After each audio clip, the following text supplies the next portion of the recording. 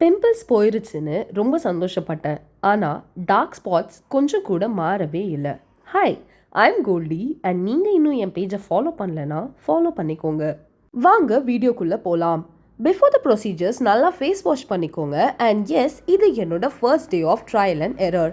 நான் யூஸ் பண்ண போகிற இந்த 2 ப்ராடக்ட்ஸ் எனக்கு கண்டிப்பாக ரிசல்ட்ஸ் தரும்னு நம்புகிறேன். ஃபேஸ் வாஷ் பண்ண அப்புறம் முகத்தை நல்லா டேப் பண்ணி எடுத்துக்கோங்க.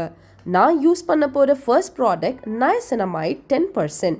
இதில் விட்டமின் B3 இருக்குது. இது ஆயிலை கண்ட்ரோல் பண்ணி பிம்பிள்ஸை ரெடியூஸ் பண்ணி டார்க் ஸ்பாட்ஸை ஃபேட் ஆகுறதுக்கு ஹெல்ப் பண்ணும்.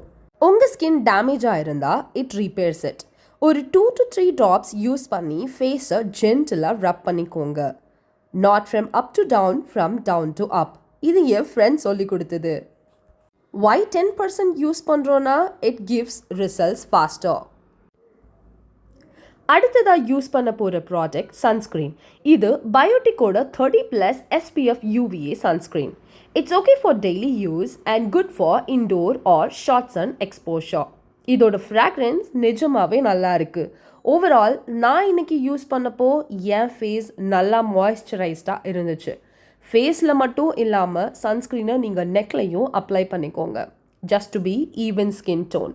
மீண்டும் அடுத்த எபிசோடில் பார்க்கலாம். சைனிங் ஆஃப், உங்கள் கோல்டினா.